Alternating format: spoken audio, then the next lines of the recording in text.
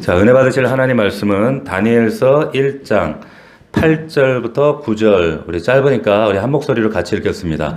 합독하겠습니다. 시작. 다니엘은 뜻을 정하여 왕의 음식과 그가 마시는 포도주로 자기를 더럽히지 아니하리라 하고 자기를 더럽히지 아니하도록 환관장에게 구하니 하나님이 다니엘로 하여금 환관장에게 은혜와 궁유를 얻게 하신지라. 아멘. 자, 오늘 말씀의 제목은 바벨론 같은 세상에서 살아가기, 바벨론 같은 세상에서 살아가기와 같은 제목으로 하나님 말씀을 전할 때 집중해서 우리 말씀을 함께 은혜를 나누도록 하겠습니다. 우리가 세계사 시간에 배웠습니다마는 로마가 313년에 기독교 국가로 정식 이제 출발하게 되어지죠. 그 전까지는 이제 믿는 자들 핍박하고 옥에 가두고 그러던, 그리고 우상을 숭배하던 나라에서 313년 우리가 소위 말하는 밀라노 칙령을 통해서 이제 기독교 국가가 됐는데, 근데 기독교 국가가 되고 나서부터 그로부터 100년쯤 지나서 그 야만족인 고토족이 침략을 하면서 이 로마가 이제 내리막길을 걷게 됩니다. 급격하게 쇠퇴하게 돼요. 그러니까 이 자기들이 무시했던 그 야만족들이 자신들을 유린하고, 그때부터 사람들이 감을 잡았어요. 나라가 지금 넘어지겠구나, 쇠퇴기에 들어가겠구나. 근데 이런 상황을 맞이하게 되니까 로마 사람들 안에, 특별히 로마 안에 있는 수많은 기독교인들 가운데 이들이 어떤 생각을 가지게 됐냐면, 아니 우리 로마가 기독교 국가가 됐단 말이에요 지금. 이제 국교로 예전보다 더 절실하게 예수를 믿고 예수를 선포하고 예수 믿는 나라가 되었는데 왜 우리나라는 점점 쇠퇴하게 되는가? 이런 질문을 던지게 된 거예요.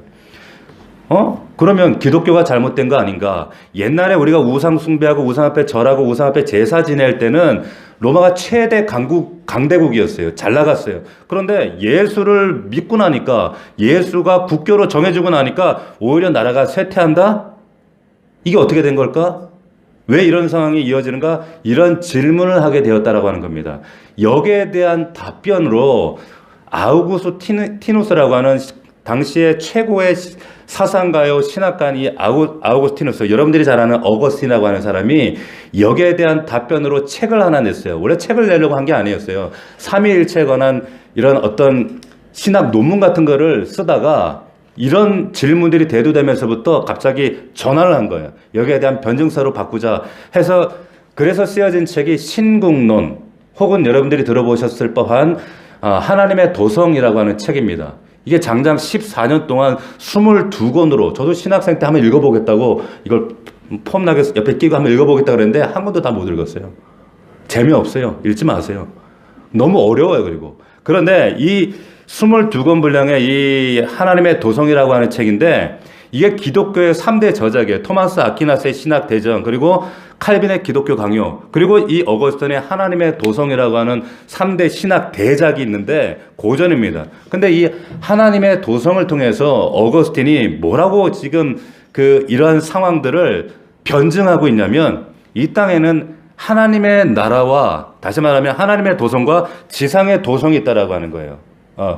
그 하나님의 도성이라는 간략한 내용을 제가 여기 칼럼에다 지금 담아두었어요. 한번 여러분들 읽어보세요. 그 하나님의 22권 다 읽어도 돼요. 이것만 읽어봐도 대략 이런 내용이구나, 이렇게 전개된다는 거 이렇게 감을 잡으실 수가 있어요. 근데 이 땅에는 하나님의 도성과 지상의 도성이 이렇게 상호 연관을 맺으면서 때로는 대척점에 있으면서 상호 영향을 주고받으면서, 그러나 그 중간 사이에 끼어있는 그리스도인들이 어떻게 살아가고 있는가라고 하는 것을 지금 말씀하고 있는 겁니다. 최초의 이 땅의 지상의 도성, 하나님의 도성이 아닌 지상의 도성이 뭘까요? 그 지상의 도성이 뭐냐면, 타락 이후에 가인이 아벨을 죽이고 이제 하나님을 대척해서 떠나서 세운 성이 있습니다. 가인이. 그 성이 뭐예요? 에녹성이라고 하는 성이 있어요. 에녹성. 그 지상도성, 최초의 그 에녹성을 통해서 자신의 하나님이 아닌 자신을 보호해줄 성을 구축하면서 권력과 물리적인 힘과 세상의 어떤 능력들을 바탕으로 해서 성립된 나라, 이런 세상의 지상 나라들은 부흥과 발전, 쇠퇴를 이걸 계속 반복하면서 계속적으로 성장해 나가고 사라지기도 하고 그런단 말이에요. 그러나 하나님의 나라는 우리가 볼 때 그것이 쇠퇴하는 것처럼 보이고 연약해 보이는 것 같지만 절대로 그 나라는 쇠퇴하지 않고 어느 순간인가 그 나라는 편만해질 것이고 부흥하게 될 것이고 완성되어져서 반드시 하나님의 그 나라는 완성되어질 것이다 라고 그렇게 강력하게 표명하고 있는 것이 하나님의 도성이라고 하는 어거스틴이 지금 기록하고 있는 그 책이라고 하는 거예요. 그러니까 오늘 이 다니엘서가 사실은 이런 질문, 그 당시에 로마 기독교인들과 로마 사람들이 가졌던 이런 신학적 질문들이 바로 이 다니엘서의 배경이 되고 있다고 하는 거예요. 똑같습니다. 지금 다니엘이 지금 포로로 잡혀와 있단 말이에요. 바벨론에 지금 포로로 잡혀와 있어요. 그런데 이 당시에 유대인들은 어떤 생각을 가지고 있었냐면 우리 선민 유대인들은 절대로 망하지 않아. 절대로 이방 나라에게 짓밟히지 않아. 이스라엘은 절대 망할 수 없다라고 하는 그런 아주 유대주의적 선민 사상을 가지고 있었어요. 왜? 나는 선택된 백성이야. 고로 나는 하나님의 백성이야. 그러면은 또 그 다음에 뭐가 있어요? 우리 되는 하나님의 예루살렘에 하나님의 성전이 있단 말이에요. 그럼 그 성전에는 뭐가 있습니까? 하나님이 계셔요. 하나님이 계셔요. 그럼 하나님이 계시다는 이 말은 하나님이 우리를 보호하시는데 어떻게 우리가 이방 나라에게 짓밟힐 수가 있는가? 망할 수가 있는가? 절대 이스라엘은 유대 나라는 망할 수가 없다. 이렇게 철석같이 믿고 있었단 말이에요. 그런데 결국 어떻게 됐습니까? 기원전 586년에 바벨론에 의해서 네 차례의 침공을 통해서 유다 나라가 철저하게 유린당하고 짓밟힌 망하게 되어진단 말이에요. 그러니까 유다가 망하는 이런 자기들은 철석같이 믿고 있었던 자신들의 신학이 깡그리째 현실에서 부정돼 버리는 거예요. 그러니까 아니 하나님의 나라가 어떻게 망할 수가 있지? 아니 자기들은 하나님의 나라가 영원할 줄 알았는데 근데 느부갓네살 왕에 의해서 철저히 나라가 짓밟히고 파괴되는 걸 경험하고 자기들은 지금 포로로 끌려왔단 말이에요. 그러니까 지금 자기들이 가지고 있던 이 신앙이 뭐지? 이 신학이 지금 잘못된 건가? 지금 구원은 그럼 어떻게 된 거야? 그럼 우리의 역사도 이제 끝나버린 것인가? 이런 아주 심각한 질문을 하게 됐단 말이에요. 여기에 대한 답변이 바로 다니엘서라고 하는 거예요. 여기에 대한 답변이 다니엘서라고 하는 거예요. 그러니까 보세요. 로마가 멸망하는 것에 대한 이것을 바라보는 기독교인들이 아니 하나님 나라와 이 하나님의 도성과 지상의 도성의 이 대척하는 상호 관계를 통해서 답변을 낸 것이 어거스틴의 하나님의 도성이라면 지금 유대인들이 가지고 있던 그들의 잘못된 신학 사상, 유대인들은 절대 망하지 않아. 이스라엘 망하지 않아. 근데 망했어. 하나님이 어떻게 된 거예요? 여기에 대한 반문에 대한 답변으로 여기에 대한 안티도트로 제시된 것이 바로 오늘 이 다니엘서다라고 하는 겁니다. 이해가 되시죠? 자, 그래서 여러분들이 익히 잘 알고 계시지만 다니엘서를 보면 어떤 것들이 중점적으로 지금 기술되어져 있냐면 하나님의 나라는 바로 이런 것이다. 그리고 하나님의 나라는 너희들이 생각하는 그런 가시적인 물리적인 방식의 나라로 이렇게 확장되어져 가는 것이 아니다. 이런 방식으로 진행될 것이다 라고 하는 것을 처음부터 언급하고 있어요. 그래서 보시면 여러분 아시지만 다니엘서가 요한계시록하고 되게 닮았잖아요. 내용도 굉장히 많이 중첩됩니다. 그래서 혹자들은 작은 요한계시록이다.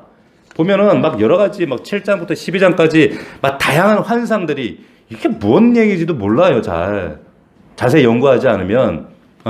그런데 그러한 환상들을 이 다니엘이 다루면서 그 환상에 어디까지 바라보냐면 다니엘은 예수님이 오시기 500년 전 사람입니다. 그런데 이 다니엘이 환상 가운데 예수 그리스도의 성육신을 바라보고 십자가를 바라볼 뿐만 아니라 넘어서서 어디까지? 예수 그리스도 재림까지, 그러니까 계시의 끝까지 바라본 사람이 바로 이 위대한 다니엘이었다라고 하는 거예요. 그래서 보세요. 성경 한번 봅시다. 여러분 오늘 1장을 보고 2장을 보지 않았지만 2장을 한번 넘어가 보면 한 장을 넘어가 보면 여러분들이 익히 잘 아시는 아주 놀라운 그 꿈이 하나 나와요. 느부갓네살, 그 제목이 붙어 있죠. 느부갓네살의 꿈, 이런 아주 유명한 장면, 그 꿈이 나옵니다. 여러분들이 다 아시는 커다란 신상이 등장했어요. 아셔요? 들어보셨죠? 성경 읽어보셨으니까 그 신상이 어떤 신상이었습니까? 머리는 뭐였어요? 머리는 금, 그리고 가슴하고 배는 뭐였어요? 은, 그리고 엉덩이에서 허벅다리까지 뭐? 동. 금은 동. 노트로 되어 있고, 그리고 종아리, 철, 발, 진흙과 철이 섞인 그런 금신상, 큰 금신상, 이런 모양의 금신상이 그 꿈에 느부갓네살 아내 꿈으로 지금 현몽이 된 거예요. 근데 어떤 일이 일어나냐면 사람 손으로 되지 않은 돌이 갑자기 공중부양해가지고 돌이 날라와서 이 신상을 어떻게 했어요? 쳐서 박살을 내버려요. 박살을 내는데 그 신상이 다 흩어져서 가루처럼 되어버리고 그 돌은 뭘로 되었습니까? 태산같이 세상에 가득하게 되었더라. 그 돌이 세상에 가득하게 되는 거예요. 자, 그러한 그 해석에 대한 답이 뭐였냐면 여러분들 기억하실지 모르지만 그 신상 전체는 뭐였어요? 그 신상이 뭐였습니까? 해석이? 이후에 나타나게 될 제국들, 나라들을 얘기했단 말이에요. 그러니까 이 땅에 나타날 지상 나라들을 보여주는데, 자, 당시에 바벨론, 머리는 뭐예요? 금, 바벨론이란 말이에요. 바벨론. 역사적, 우리가 세계사 시간에 다 배웠잖아요. 그죠? 바벨론 이후에 은은 그 다음에 어떤 나라가 등장했죠? 페르시아가 나온단 말이에요. 페르시아. 그리고 그 아래 놋은 뭐예요? 그 다음에 알렉산더 대왕이라고 하는 헬라 제국이 등장한단 말이죠. 그리고 그 아래가 허벅다리가 이제는 로마가 이제 동로마, 서로마로 나눠지잖아요. 로마가 등장하고 그 이후에 이제 아주 이제 막 또 여러 나라 그 분화가 되어지죠. 이런 나라들. 자, 그런데 갑자기 어디서 손도 대지 않은 돌멩이가 큰 돌이 날라와서 첩을 쓰고 태산을 이루고 그리고 온 세상 가운데 그 돌멩이들이 가득하게 되었다. 자, 이게 결국은 무엇을 이야기한다고 다니엘서가 말하고 있습니까? 다니엘서가 이걸 뭘 얘기하는 거예요? 바로 예수 그리스도를 통해서 세워질 이 하나님의 나라는, 너희들은 가시적이고 물리적인 나라들을 바라보지만 그 하나님의 나라가 이 땅에 도래되어져서 그 나라는 비록 보이지 않는 영적 나라지만 온 세상을 지배하게 될, 다스리게 될 그런 나라가 올 것이다. 그걸 결론적으로 얘기하는 거예요. 우리가 역사적으로 보지 않았습니까? 역사적으로 증명되었잖아요. 자, 그 끝이, 해석의 결론을 다니엘서 2장 44절을 한번 보겠습니다. 자, 2장 44절. 우리 같이 한번 읽어볼까요? 같이 한 목소리를 읽겠습니다. 시작. 이 여러 왕들의 시대에 하늘의 하나님이 한 나라를 세우시리니 이것은 영원히 망하지도 아니할 것이요 그 국권이 다른 백성에게도 돌아가지 아니할 것이요 도리어 이 모든 나라를 쳐서 멸망시키고 영원히 설 것이라. 할렐루야. 아멘. 자, 보세요. 너희가 보고 우리가 보는, 눈으로 보고 가시적이라고 생각했던 하나님의 나라가 사실은 실제적으로는 더 크고 확산된, 더 깊은 개념이다. 신학적으로 더 확장된 그런 개념의 나라가 너희 앞에 돌아오게 될 것이다 라고 하게 되는 거예요. 그렇기 때문에 다 다루지는 못하고, 자, 7장에 보면 어떤 일이 일어나는가 하면 다니엘이 환상을 보게 되죠. 그 다니엘의 환상 가운데 7장 13절을 보면 이런 말씀이 나와요. 내가 또 밤 환상 중에 보니 인자 같은 이가 하늘 구름을 타고 와서 옛적부터 항상 계신 이에게 나아가 그 앞으로 인도되매 라고 이렇게 나와요. 다니엘이 환상을 봤단 말이에요. 자, 여기 보면 이게 무슨 말이냐면 내가 환상을 봤다. 내가 환상 봤어. 그런데 인자 같은 이가, 사람 같은 사람이, 사람 같은 분이 나타나더라. 근데 그 사람 같은 분이 구름을 타고 오더라. 구름을 타고 오는데, 자, 성경에서 구름이라고 하는 것은 어떤 의미입니까? 신성을 상징한단 말이에요. 하나님이 임재하시면 쉐키나라고 하는 구름이 압도했단 말이에요, 사람을. 그 구름, 신성을 가득하게. 그러니까 그 존재는 누구냐면 바로 어떤 존재냐면 사람이긴 사람인데 신성을 가진 사람이더라 얘기하는 거예요. 신성을 가진 사람, 그 사람을 인자라고 표현하는데 그 인자, 사람이 와서 어떻게 하느냐? 옛적부터 항상 계신 이에게, 누구예요? 하나님 아버지, 성부 하나님께 나아감을, 인도함을 받더라는 거예요. 그러면서 그에게 권세와 영광과 나라를 주고 모든 백성과 나라들과 다른 언어를 말하는 모든 자들이 그를 섬기게 하였으니 그의 권세는 소멸되지 아니하는 영원한 권세요 그의 나라는 멸망하지 아니할 것이라. 그러니까 자기들이 생각하고 보았던 물리적인 가시적인 세계, 이스라엘도 그렇게 생각했단 말이에요. 이스라엘의 그런 가시적인 나라가 또 그런 똑같은 나라라고 생각했던 그런 착각들, 그런 유대인들의 신학을 하나님께서 깡그리 박살내 버리시고, 하나님께서는 하나님의 나라는 어떤 나라인가? 하나님의 나라는 볼 수도 없고, 그리고 비물리적이고 비록 비가시적이지만 그것은 영적이고 영원하고 영구한 진정한 권사가 될 것이다. 진정한 나라의 권사로 온 세상을 다스리게 될 것이다. 그것을 누구를 통해서 이루어갈 것인가? 누구요? 인자 같으니. 인자 같으니라고 하는 거예요. 인자. 자, 그 인자가 누굽니까? 예수 그리스도라는 거예요. 그래서 여러분 신학에 오면 예수님이 자신을 누구라고 소개해요? 인자라고 얘기하잖아요. 인자. 그 인자라고 하는 얘기를 여기서 따온 거예요. 다니엘서에서.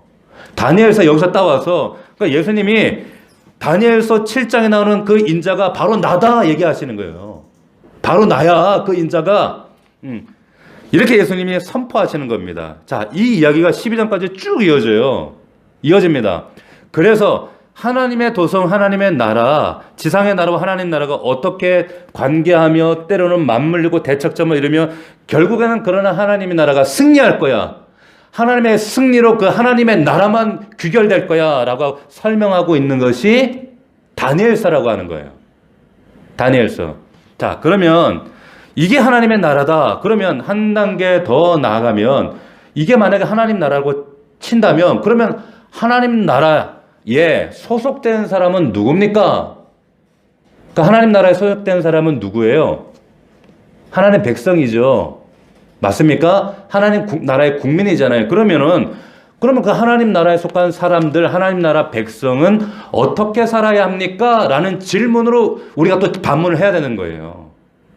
그러면 하나님 나라가 그렇다면 하나님 나라의 사람은 어떻게 살아야 합니까? 자, 그에 대한 대답도 명확하게 해주는 것이 바로 다니엘서라고 하는 겁니다.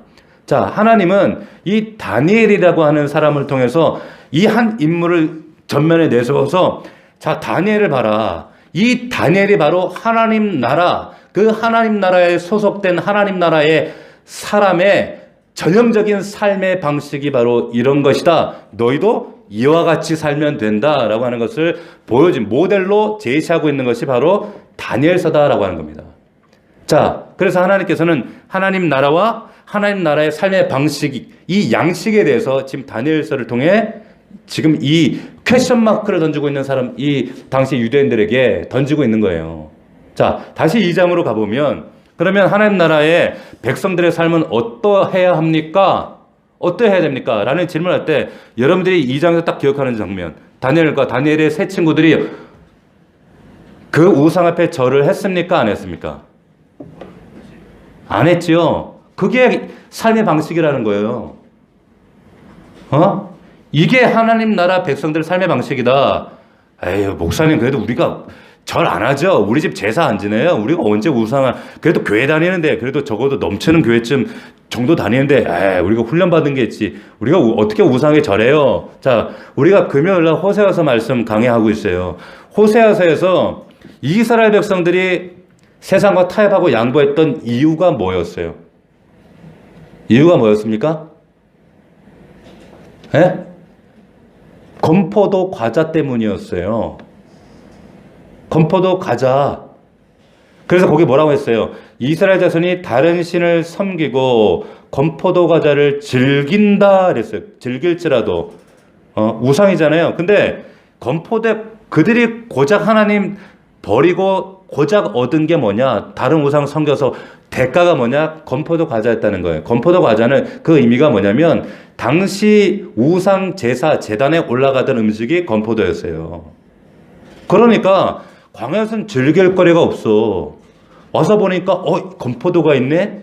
그런데 그 우상 제단에 있는 그 건포도 과자. 그러니까 하나님 그들이 정말 기쁨으로 포기할 수 없는 즐기는 그것, 절대로 포기할 수 없는 그것이, 내가 그 애착하는 그것이, 그래서 그것 때문에 내가 하나님을 버리고 혹은 하나님 아닌 다른 것과 타협하고 얻은 그것이 고작 건포도 과자였다는 거예요. 뭐 집이나 뭐 자동차나 이런 거면 이해가 돼. 고작 건포도 과자. 이런 거에 넘어지는 게 그게 인간이라는 거예요. 그게 인간입니다. 그러니까 그럼에도 다니엘과 세 친구들은 그따위 것들 때문에 타협하지 않았다는 거예요. 절하지 않았어요. 그게 하나님 나라 삶의 방식이다라고 하는 거예요. 자, 두 번째 보면은 다니엘이 막 계시를 받고 지혜를 얻어서 막 하나님 뜻을 분별하고 해석하고 막 이런 일들을 하잖아요. 이런 것이 하나님 나라 백성들의 삶의 방식이라고 하는 거예요. 세상 사람들은 몰라요. 근데 우리는 알아요. 말씀을 통해. 왜? 우리 말씀 붙잡으니까. 복상하니까. 다른 해석과 답변을 내어놓을 수가 있는 거예요. 이게 하나님 나라 백성이 살아가는 방식이다. 그 뒤에 또 뭐가 나옵니까? 사자굴 속에 들어가잖아요. 사자굴 속에 다니엘이 들어갔던 그 모습을 통해서 하나님 나라의 백성의 삶은 이런 거야. 들어가셔야 돼요. 들어가야 되는 거예요. 그런 연장선에서 오늘 본문이 이어지는 거예요. 그러면서 1장 8절에 하나님 나라 백성들의 삶은 어떻게 살아야 하는가? 그 단면을 보여주는 장면이 바로 오늘 이 장면이라는 거예요. 자, 이 다니엘서는 우리가 굉장히 어떻게 보면 현대적인 우리에게 권면을 주고 있는 말씀입니다. 우리는 다니엘서 생각하니까 지금으로부터 2500년 전에 까마득한 옛날 정말 신앙의 지저와 절개를 겪은 정말 신앙적인 그런 정말 모델링을 할 수 있는 그런 신앙의 정도로 우리가 생각한단 말이에요. 그런데 보세요. 이 바벨론이라고 하는 것은 뭘 상징합니까? 이 세상, 여러분들이 지금 밟고 살아가는 이 세상을 상징하는 것이 바벨론이라는 거예요. 당장 내일 여러분들이 직장 나가면 여러분들이 부딪혀야 할 세상이 바로 바벨론이라는 거예요. 성령이 그것을 지금 강력하게 우리에게 말씀하고 있다는 겁니다. 초고도 문명이에요. 우리가 살아가는 세상에 지금 요즘에 챗 GPT라고 하는 거 여러분 해보셨어요? 대화가 돼요. 여러분하고 저하고 지금 대화하잖아요. 목사님 어떻게 지냈어요? 요즘에 막 귀에서 자꾸 이명 때문에 힘들어요. 집사님 요즘 어떻게 목사님이 어제 직장인으로 이런 대화하듯이 챗 GPT하고 여러분 대화가 됩니다. 대화가 돼요. 여러분 우리 생전에 우리하고 똑같이 생긴 로봇가 우리가 냉장고 사고 TV 사듯이 사람 똑같이 생긴 대화할 수 있는 그런 로봇가 우리 세대 제가 감히 예언하자면 3년에서 5년 이내에 나옵니다. 그런 초고도 첨단 시대를 살아가는 우리의 모습이에요. 그런데 그런 첨단 고도 시대에 살아가는 이 바벨론 같은 세상에서 하나님 백성들이 어떻게 살아가야 되는가? 이게 그리스도인들이 똑같다니까 우리가. 똑같아요. 똑같다라고 하는 거예요. 우리 믿는 그리스도인이 이런 세상 바벨론 같은 이 압제와 유혹과 수많은 도전 앞에 어떻게 살아가야 되는가? 그렇기 때문에 이 다니엘서가 우리에게 더 절실하다는 겁니다. 더 필요한 거예요. 왜? 마지막 때가 점층적으로 다가오면 다가올수록 이제 이 세상이 여러분들을 압도하고 억압하고 압제하는 일들이 더 구체적으로 세상 기후 전쟁 이런 것들뿐만 아니라 정말 푸틴 같은 또래 같은 애들이 더 많이 나올 것이고 더 많은 정치적 혼란과 수많은 도전들이 일어날 거예요. 우리 세대에 일어날 가능성이 훨씬 많아요. 자, 그렇기 때문에 다니엘서는 이런 바벨론 같은 세상에서 우리가 어떻게 살아가야 되는가, 어떻게 살아가고 있다라고 말씀하고 있습니까? 자, 우리 구체적으로 다시 한번 봅시다. 1장 4절에 보니까 보세요.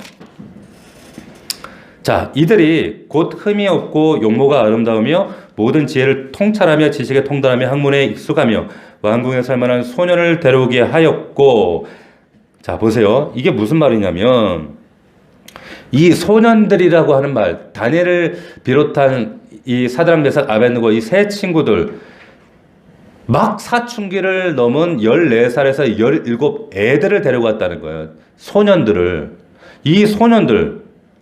이 소년들을 데려와서 지금 쓰겠다는 거예요. 나라가 바벨론이. 그런데 좀 이해가 안 돼. 아니 실력 있는 사람들, 귀족들, 자제들, 똑똑한 사람들 다 잡아왔잖아요. 그러면은 그런 실력 있는 사람들 차출해가지고 쓰면 되는데 왜 구태여 이 소년들 애들이냔 말이에요. 왜 이런 어린애들, 왜 굳이 소년들을 데리고 옵니까? 왜 그렇습니까? 당연해요. 이 소년들을 어떻게 만들겠다는 거예요? 어떤 사람으로 만들겠다는 겁니까? 어떻게? 철저히 바벨론 사람으로 만들어서 바꿔 쓰겠다는 거예요. 철저히 바벨론식으로. 왜냐하면 소년들이 그때 의식이 생기고 그때 정체성이 생길 시점이에요. 그때 확립될 시대에 이 애들을 데리고 오는 거예요. 그래서 어떤 작업을 합니까? 4절을 보니까 그들에게 갈대아 사람, 즉 바벨론의 학문과 언어를 가르쳤다 그랬어요. 여러분, 언어가 바뀌면 뭐가 바뀌어요? 사고 체계가 바뀌어요. 학문이 바뀌어지면 새로운 학문이 그 머릿속에 들어가면 그 사람의 가치관과 그 사람의 기본 베이스가 달라지게 되는 거예요. 그 작업을 하는 거예요. 어떻게 하겠다는 거 아시겠어요? 이게 뭐 하는 건지 아시겠어요? 정체성 뜯어 고치겠다는 거예요. 정체성을. 바벨론이 지금 세상이 그 작업을 저와 여러분들 특별히 다음 세대 아이들이 하고 있다는 거예요. 여러분 정신 바짝 차려야 돼서 그런가 보다. 아유 뭐 세상 문화 그런 거지 뭐 다 적절히 뭐 거기에 섞어 살아야죠. 망합니다. 망해요. 바벨론 신상 앞에 절하게 하는 거예요. 보세요. 그리고 보세요. 5절에 보니까 왕이 지정해준 음식만 먹게 했다 그랬습니다. 5절에. 왕이 지정해준 음식을 먹겠다라고 하는 것은 이게 어떤 의미입니까? 이게? 왕이 정한 음식을 먹는다? 이것은 너의 소속이 어디냐는 거예요. 너의 소속은 지금 왕의 직속 관할 하에 있다. 바벨론 왕의 직속 안에 있다는 것을 보여주는 게 음식 먹는 거예요. 그 다음으로 결정적으로 7절 말씀에 뭐라고 나와 있어요? 이름을 싹 다 바꿔버려요. 창씨 개명한단 말이에요. 이름을 싹 다 바꿔. 그래서 다니엘은 벨드사살, 뭐 사드락, 메삭, 아벳고니고 다 바꿔버려요. 바벨론식으로. 우리가 일제시대 때 경험했잖아요. 지금 이거 뭐 하는 거예요? 현대식으로 표현하면 정체성을 받고 이런 작업을 지금 뭐 하는 거예요? 바벨론식으로 세속화 시키는 거예요. 세속화. 우리는 하나님 백성으로 살아가고 있는데 하나님의 나라, 지상의 나라가 있는데 그런데 하나님의 백성으로 살아가고 있는 우리에게 우리의 정체성을 세상 속에서 세탁시켜서 너희는 하나님 나라 백성이 아니라 지상 나라 백성으로 살아가야 돼. 이렇게 지금 우리에게 압제하고 있는 거예요. 자, 그런 압박이 오늘 이 시대 얼마나 큽니까? 얼마나 우리는 그것을 분별 못하고 거기에 넘어지고 있습니까? 우리 아이들이 얼마나 거기에 지금 농락당하고 있는지 아세요, 여러분들이? 자, 그래서 이것을 우리는 뭐라고 얘기하냐면 이걸 세속화라고 얘기한단 말이에요. 교회 안에도 세속화가 들어가서 교회가 하나의 무슨 커뮤니티 장소가 되어지고 무슨 문화센터가 되어지고 무슨 교회에서 경제 강론을 얘기하고 기가 막힌 일들이 벌어지고 있는 거예요. 보세요. 그래서 계속해서 세상은 우리를 어떻게 하려고 하는 거예요. 계속해서 우리의 이름을 바꾸고 생각을 바꾸고 언어를 바꾸고 이름을 바꾸고 해서 이거 너희가 소속이 어디인지를 바꾸려고 하는 거예요. 여러분 소속이 어디인지 바꾸려고 하는 거예요. 속지 마시라는 거예요. 그런데 그런 시도들 앞에 오늘 8절 말씀 보면 다니엘이 어떻게 했다? 어떻게 했다? 다니엘은 뜻을 정했다. 할렐루야.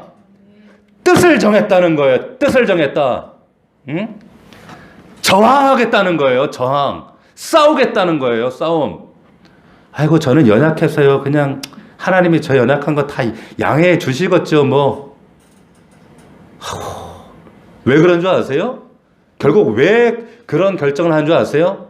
결국에 호사에서 나는 건포도 과자 때문에 그런 거예요. 자기가 있는 건포도 과자 때문에. 그러면서 하나님 다 아이고 야 양해해 주시겠죠. 우리 연약한 거 아시는데 천부여 의지 없어서 이러면서. 보세요. 이후의 내용들 여러분들이 이렇게 잘 알고 있습니다. 다니엘이 다니엘이 이런 방식으로 저항하며 싸웠구나. 지조와 절개를 지켰구나. 그런데 단순히 지조절개 지켰구나 맞기는 맞아요. 근데 그게 전부 아니에요. 전부가 아니라는 겁니다. 그 이후의 말씀들을 보면 다니엘이 바벨론 세상 속에 들어가서 어떻게 삶의 방식을 지금 구축해 나가는가라고 하고 그 다니엘의 모델링을 통해서 하나님이 야 너도 세상 나가서 다니엘처럼 저항해 싸워 이거 말하려고 하는 게 아니라 더 구체적인 얘기를 하고 싶으신 거예요. 그 얘기가 뭡니까? 또 다른 뜻이 있다. 목사님 그럼 그 뜻이 뭡니까? 하나님이 우리에게 정말 말씀하고 싶으신 그 구체적인 내용이 뭡니까? 우리 팔복에서 다 얘기했어요. 산상수훈에서. 뭡니까? 하나님께서 이 다니엘을 통해서 여러분들에게 말씀하고 가르치고 치시고자 하는 것은 뭡니까? 이 바벨론 같은 세상 속에서 너희들이 어떻게 영향력을 미치고 임팩트를 주고 정말 세상 사람들이 바라볼 때 충격을 주며 살아갈 수 있는가? 그런 영향력을 미치며 살기를 원하신다는 겁니다. 할렐루야. 보세요. 그럼 목사님 그럼 그 영향력을 어떻게 미칩니까? 자 보세요. 세상 나라 이 지상 도성의 사람들은 어떻게 세상 사람들에게 영향을 미치는가 하면 동우가 어떻게 미치는 줄 아니? 어떻게 미치냐면 사람들은 세상의 성공, 정치, 경제, 과학, 어떤 인류 문화적인 업적을 남김을 통해서 세상에 기여하고 자기의 능력을 확장시켜서 영향력을 미쳐 나가요. 그러니까 보세요. 창세기에 보면 아담의 타락 이후에 이제 가인이 아벨을 죽이죠. 가인이 하나님을 떠나서 여러분 가인이 제일 먼저 한 게 뭐예요? 뭐 했습니까? 성을 쌓았어요. 그 성의 이름이 뭡니까? 에녹성을 쌓았단 말이에요. 에녹성. 그래서 그 어거스틴이 그 하나님의 도성이라는 책에서 지상의 도성의 최초 근원이 에녹성, 가인의 성이라고 얘기하고 있는 거예요. 그 에녹성을 왜 쌓아요? 그 에녹성을 쌓고 자신의 영역, 자신의 힘, 권력을 과시하면서 그리고 그 가인의 후예들이 쭉 이제 그 뒤에 창세기 5장 보면 열거되거든요.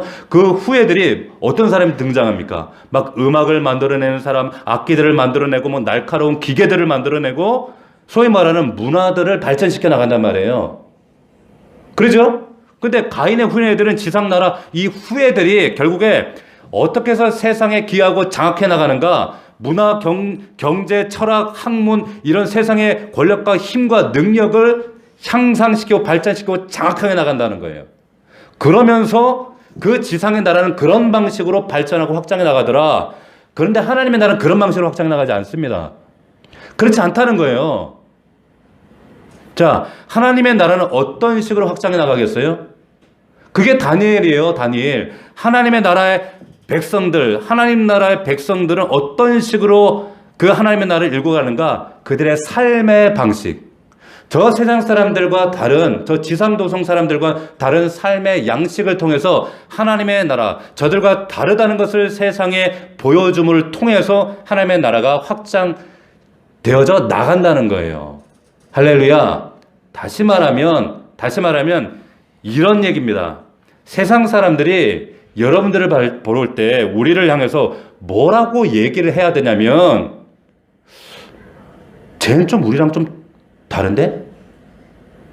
쟤는 인생을 운영해 나가고 인생을 살아가는 방식이 뭔지는 잘 모르겠는데 나와는 좀 다른데? 뭔가 달라. 뭔지는 모르겠어. 근데 뭔가 달라. 당신 도대체 정체성이 뭐야? 너 도대체 누구야? 이런 질문이 그들에게서 여러분들이 들어야 된다는 거예요.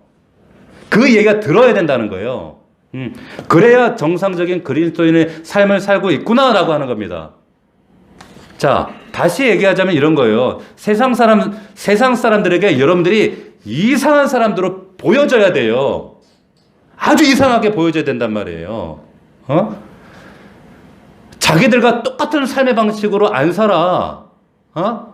다니엘은 그 뜻을 정해서 그걸 고수하려고 했단 말이에요. 할렐루야. 그렇게 살아야 된단 말이에요. 그래서 다니엘은 뜻을 정하고 자기의 뜻이 아닙니다. 하나님의 뜻을 정하고 그 주인 되신 하나님의 뜻을 쫓아갔어요. 피를 흘릴 목숨을 걸고. 이게 그리스도인이에요. 좁은 길이에요. 어려운 거 알아요. 그러나 그 길을 가야 된다는 거예요. 근데 세상 원리는 뭡니까? 세상에 자기의 삶을 길을 구축해 나가는 방식이 뭡니까? 합리적인 이성과 자기의 뜻, 자기 이성과 자기 주체성을 가지고 자기가 주도해 가요. 자기 원리, 자기의 원리적인 방법으로 선택과 경험을 통해서 이 세상을 자기의 삶을 구축해 나간단 말이에요. 자기만의 애녹성을 만들어 나간단 말이에요. 그런데 다니엘은 그렇게 하지 않았다라고 하는 겁니다. 하나님 백성은 하나님이 주인 되시는 그분의 뜻대로 이끄시는 대로 순종하면서 하나님 백성의 삶을 그들에게 보여줘요. 실천하는 거예요. 그러니까 세상 사람들이 볼 때 달라 보인단 말이에요. 뭐지? 다르네? 네? 그 다음은 어떻게 됩니까? 그 다음에 다니엘서 보면 그 다음에 해야 되는 게 뭐냐면 하나님의 영에 사로잡혀야 된다는 거예요. 할렐루야. 무슨 말이냐면 지금 나중에 뒤쪽에 보면 여러분 몇 절인가요? 17절을 1장 17절 한번 보시겠어요? 한번 읽어봅시다. 17절. 어떤 일이 이들에게 일어나는가? 다니엘과 이 친구들에게 시작. 하나님이 이 네 소년에게 학문을 주시고 모든 서적을 깨닫게 하시고 지혜를 주셨으니 다니엘은 또 모든 환상과 꿈을 깨달아 알더라. 깨달아 모든 환상과 꿈과 지혜에 통달했다는 거예요. 여러분 이것이 하나님의 계시와 지혜를 분별할 줄 아는 지혜를 가졌다는 말인데 결국 이게 뭘 통해서 하나님의 계시와 지혜가 임합니까? 뭘 통해서? 하나님의 영, 성령을 통해서예요. 이사야 말씀에 통하면 지혜와 계시의 영, 모라의 영이 하나님을 경외하는 영이 임할 때 성령 충만이 임할 때 이러한 역사가 가능하다는 거예요. 똑똑한 자식 키우시면 안 돼요. 지혜로운 자식, 성령 충만한 자녀들 키우시기를 주의 이름으로 당부합니다. 아멘. 그러면 그렇게 되어지면 즉 세상 사람들이 살아가는 이 지상도성의 삶의 방식, 저들이 구체가는 삶의 방식이 결정적으로 우리와 다른 차이점이 뭐냐면 결국 성령 충만함에 있다라고 얘기하는 거예요. 성령이 나를 압도하시니까 세상 사람들이 보면 쟤는 뭔가 좀 다르네 이렇게 나오는 거예요. 두 가지 말씀드렸어요. 첫 번째, 하나님께서 주인 되시는 삶의 방식과 또 하나 성령 충만함의 삶의 방식. 이것 붙들고 나가면 세상 사람들이 여러분들을 보고 뭐라고 얘기해야 되냐면 지나 내나 똑같네 이렇게 안 나와요. 뭔가 다르네. 뭔지 모르지만 다르네. 에? 우리는 물질 쫓아가고 우리는 기회를 쫓아가고 우리는 권력 쫓아가고 우리 힘을 쫓아가고 우리는 세상 사람들 하는 짓 다 하는데 뭔가는 모르겠는데 쟤는 뭔가 다르네? 라는 이야기를 하게 된다는, 이게 뭡니까? 빛과 소금이라는 거예요. 가릴 수가 없어요. 드러나게 돼 있단 말이에요. 그래서 여러분 이걸 아셔야 된다는 거예요. 하나님께서 우리를 통해서 이렇게 하나님의 나라가 확장되어진다. 여러분들 국회의원 되고 회장 되고 이래가지고 영향을 미치는 거 하는 그건 성경적 방식이 아니에요. 우리 애가 서울대 가가지고 이번에 누가 서울대 갔으면 하나님께 영광 돌립시다. 이거 하나님을 저급한 하나님을 만드는 거예요. 보세요. 다니엘이나 요셉을 보면서 한국교회가 여러분들이 오해했던 것 중에 하나가 뭡니까? 다니엘처럼 요셉처럼 출세해가지고 하나님께 영광 돌리자! 그런 식으로 성경이 해석되면 정말 하나님은 이방신하고 똑같은 저급한 수준으로 우리가 몰락시켜버리는 거예요. 하나님은 하나님 나라의 백성들이 실력 키워가지고 세상 사람들에게 인정받자 그런 식으로 하나님이 정말 살아계시는구나 그거 보니까 그렇네 그것이 아니라 하나님은 우리의 삶을 통해서 우리의 모습을 통해서 정말 하나님을 주인 삼아 정말 세상 사람들 삶의 양식이 아닌 하나님을 주인 삼아 쫓아가는 그 삶의 방식을 우리가 고수하고 뜻을 정하고 성령 충만한 기도와 말씀으로 충만한 삶을 살아낼 때 쟤는 뭔가 다르네 궁금하네 뭐지? 너희 속에 구원에 관한 소명에 관한 이유를 묻는 자들이 나타나게 될 것이다 라고 말씀하고 있는 거예요. 베드로서에. 예? 주의 성령에 사로잡히고 뜻대로 살아가는 삶의 방식을 쫓아가 행하면 저들이 예수 그리스도를 보게 된다. 그것이 우리가 말하는 전도라고 하는 거예요. 그런 저와 여러분들 하나님 나라 백성들 되기를 주의 이름으로 축원합니다. 자, 여러분들이 오늘 예배 마치고 또 내일 월요일 되면 여러분 바벨론 같은 세상, 직장, 학교, 일터에 여러분들 또 살아가요. 생각하면 또 까마득해. 고단하다, 피곤하다 라는 생각 듭니다. 압제해요, 바벨론이 우리를. 그런데 바벨론은 여러분들의 정체성을 세탁시키려고 할 거예요. 여러분들의 속사람을 바꾸려고 하고 언어까지 바꾸고 생각까지 바꿔서까지라도 여러분들 정체성을 세탁하려고 부정하려고 할 겁니다. 거기에 여러분들 저항하십시오. 아멘. 뜻을 정하시라는 거예요. 하나님 앞에 핑계하지 말고 자꾸만 스스로 연민에 빠져 탄식하지 마시고 싸워야 돼요. 싸울 힘은 어디에 있습니까? 오직 내 안에 계신 예수 그리스도 기도와 성령 충만밖에 없어요. 할렐루야. 기도하셔야 돼요. 그래서 그럴 때에 여러분들의 가까운 자녀들이 봐요. 우리 아버지는 내 친구 아버지와 달라. 우리 어머니는 우리 학교 어머니들과 달라. 언어가 달라. 내가 삶을 지금 함께 향유하고 가르치시는 그 말씀의 내용과 삶의 모습이 달라. 뭐지? 자녀들이 의문을 가져요. 세상 사람들이 질문하게 돼요. 그러하게 될 때에 여러분을 통해서 하나님의 나라와 하나님의 살아계심과 예수 그리스도가 선명하게 드러나게 될 것이고 그를 통해서 하나님의 교회가 믿지 않는 자들로 가득 차게 될 줄로 믿습니다.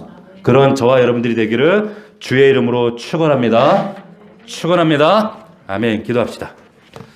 이 시간 우리 1분간 우리 통성으로 기도합시다. 하나님, 바벨론 같은 세상에서 우리가 살아갈 때 하나님 정말로 당시에 로마 기독교인들뿐만 아니라 그리고 유대인들뿐만 아니라 우리 안에 혹시 그런 질문을 하고 있지 않습니까?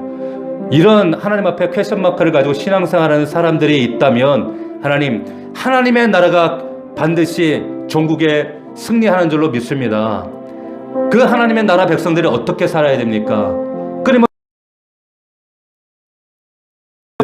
그 건포도 과자 하나 때문에 타협하고 양보하고 넘어지고 그러면서 끊임없이 하나님 침륜에 빠지고 있지 않습니까? 아버지 하나님 용서하여 주시옵소서. 하나님 나라 백성 이 다니엘이 그랬던 것처럼 뜻을 정하여 이 바벨론 같은 세상에서 단호하게 저항하고 싸우며 말씀에 붙들려서 하나님 내 힘대로 할 수 없기 때문에 주님 앞에 엎드립니다. 기도합니다. 아버지 하나님 연약한 나를 하나님 앞에 탄식하며 올려드립니다. 성령 충만하게 하옵소서. 아버지 하나님 연약한 우리들을 주님 일으켜 세워 주시옵소서. 말씀 붙들고 승리케 하여 주시옵소서. 우리 다 함께 통성으로 1분간만 기도합시다. 살아계신 아버지 하나님 은혜와 사랑을 감사함을 드립니다.